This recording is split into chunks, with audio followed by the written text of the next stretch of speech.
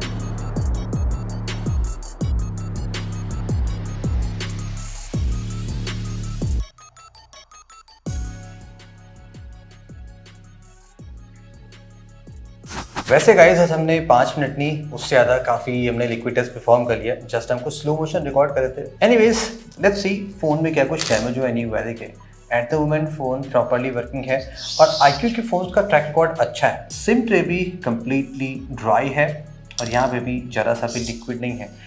So yup for the basic splashes के लिए ये फ़ोन परफेक्टली ओके लग रहा है।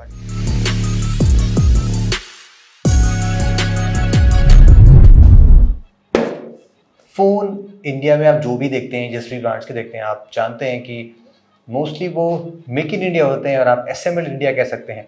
इवन अगर आप वीवो iQOO या किसी भी ब्रांड के सर्विस पे जाएंगे फ़ोन रिपेयर कराने, तो सारे पार्ट्स बाहर से आते हैं। बॉक्स में जो प्रिंटिंग भी होती है वो भी इवन चाइनीज़ में होती है, बस इंडिया में आके लगा दिए जाते हैं, कलर वलर बदल दिया जाता है।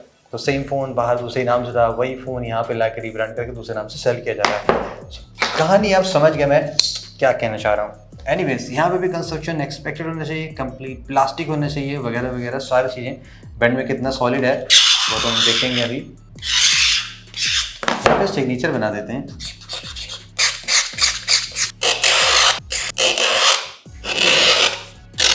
अब ये हो गया Neo 7 मिस्टर एंडरसन वाला। iQOO की ब्रांडिंग इनसाइड से प्रिंट है, सो मोस्ट लाइकली वहीं पे रहेगी। Plastic frame with paint job, लेकिन यहाँ पे साइड पार्ट क्या है कि जो प्लास्टिक है वो थोड़ा सा वाइटिश कलर का है। जनरली वाइट प्लास्टिक डर्टी जल्दी हो जाते हैं और पेंट भी बड़े ही आसानी से बाहर निकल आ रहा है। बहुत सुपर सॉलिड नहीं है, लाइक हल्का सा मैं कर रहा हूँ तो आप देख सकते हैं स्क्रैचेस बड़े आसानी से लग जा रहे हैं। ऑन टॉप यहाँ पर जो स्टफ्स हैं like noise cancellation mic and other things. No USB Type-C of course.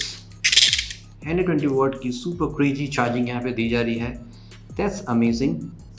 Power button hopefully metal के नहीं है, मुझे लग रहा था शायद मेटल के हैं बट स्टिल ये प्लास्टिक के हैं। Just like the volume button. क्या ये बाहर आते हैं? नोप। सिम ट्रे में एक ब्लू कलर की गैस्केट प्रोटेक्शन लगी हुई है। गुड पार्ट क्या इस बार यहाँ पे कोई चाइनीज टेक्स्ट नहीं लिखा हुआ। प्लास्टिक में एक्सीडेंटली बेंड करने पे माइनर सा डैमेज है। इससे सिम की फंक्शनलिटी में कोई प्रॉब्लम नहीं आएगी।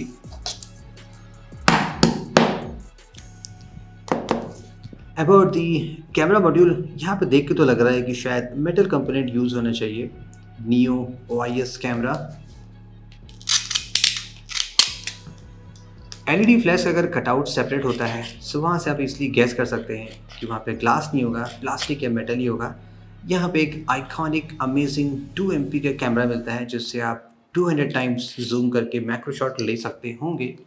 प्रोबेबली कंपनीज को ऐसा लगता होगा। ब्लैक पेंट जॉब, ग्लास के राउंड पे मेटल शीट है। तो यू सी डिज़ाइन में कुछ भी मेजर चेंज नहीं हुआ है, सभी चीज़ें एग्जैक्टली सेम हैं। जस्ट न्यू CPU लगा दिया गया and faster battery charging and आपका नया फ़ोन तैयार हो गया। स्पीकर एंड ईयरपीस ग्रिल का कटआउट बहुत ही टाइनी है। आई डोंट थिंक सो कि कोई कीज़ एंड कॉइन्स यहाँ पे जा सकती हैं। ऑफ कोर्स अगर आप चांदी के सिक्के रख के घूमते हैं तब तो शायद नहीं जा पाएगा, लेकिन फ्यूचर के कॉइन्स शायद बहुत ही स्लिम होंगे, वो शायद जा सकते होंगे। ₹1 1865 क्वीन विक्टोरिया, क्या फीलिंग आपकी है इसके अगेंस्ट में? I hate her.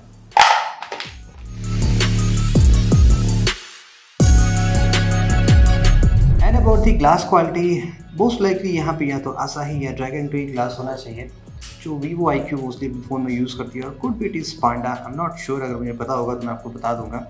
फिलहाल स्क्रैच के टर्म में देखें तो यहाँ पे लेवल 4 तक एंड 5 तक कोई स्क्रैच नहीं है। लेवल 6 पे स्क्रैचेस माइनर हैं, 7 and beyond up to 8 deeper होते चले जाएंगे। एंड ये स्क्रैचेस करने के बाद फिंगरप्रिंट पे कोई प्रॉब्लम नहीं आएगी, ये प्रॉपर्टी वर्क करता रहेगा। तो display for the basic objects के अगेंस्ट में स्क्रैचेस के लिए ठीक है, like stainless steel, silver gold, जो बेसिक कॉन्टैक्ट में आते हैं। And on the rear camera glass, यहाँ पे भी सिल्वर ग्लास होना चाहिए। लेवल 5 पे कोई स्क्रैच नहीं है, 6 पे स्क्रैचेस माइनर हैं और 7 पे डीपर होते चले जा रहे हैं। कुछ वियर्ड सी साउंड आ रही है और आप फनी भी कह सकते हैं, कुछ सिंगिंग साउंड भी कैमरा साउंड से। कैमरे ग्लास है, अगर आपको पता है तो please do let me know in the comment.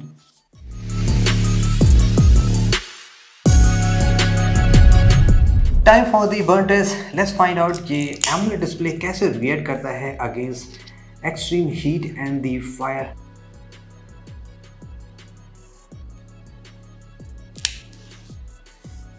Around 8 second लगे डिस्प्ले को बर्न होने में, and display I think so properly recover तो नहीं करेगा, बिकॉज इस AMOLED display so clearly burn कर जाता है और यहाँ पे एक परमानेंट सा मार्क पड़ गया है। So that's weird.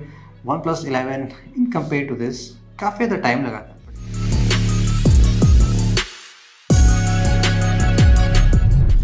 Time for the bent test. Last IQ Neo 6 bent के टर्म में तो काफ़ी सॉलिड निकला था, एज सच कोई प्रॉब्लम आई नहीं थी एंड फ़ोन प्रॉपर्ली वर्क कर रहा था।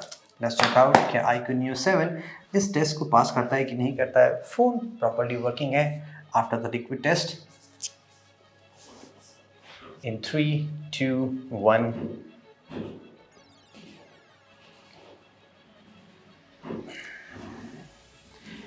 काफ़ी एक्सट्रीम प्रेशर लगाने के बाद भी एज सच कोई प्रॉब्लम नहीं आ रही है और फ़ोन प्रॉपर्ली वर्किंग है। माइनर सा फ्लेक्स है, शायद यहाँ से हम पिंग पोंग प्ले कर लेंगे। काफ़ी दिन हो गया खेला नहीं हमने। यस, पिंग पोंग आसानी से हम खेल सकते हैं। ऑलराइट, रियर साइड से बेंड करते हैं। लेट्स सी कि फ्लेक्स ख़त्म होता है कि नहीं होता है। इन 3, 2, 1। So just like the IQ Neo 6, यहाँ पे भी एज सच कोई भी स्ट्रक्चरल वीकनेस नहीं है जो हमने रिसेंटली OnePlus 11 में देखा, Poco X5 Pro में देखा, एंड रिजल्ट्स आते चले जाएंगे। Last year Realme GT series, GT2 Pro and IQ का इटसेल्फ आई बिलीव Z6 था, Z6 Pro, some phone I forgot. So that's it guys for the IQ Neo 7 durability test. Stay tuned for the mega drop test. Let's check out कि drop test में क्या होता है। क्या again फिर से phone का मदरबोर्ड डेड होता है और मैं फिर से उसको रिपेयर करने जाऊँगा, कुछ तो वियर्ड सा मिलता है, तो इस पर मैं आपको ज़रूर शेयर करूँगा कि कंपनी क्या कहती है।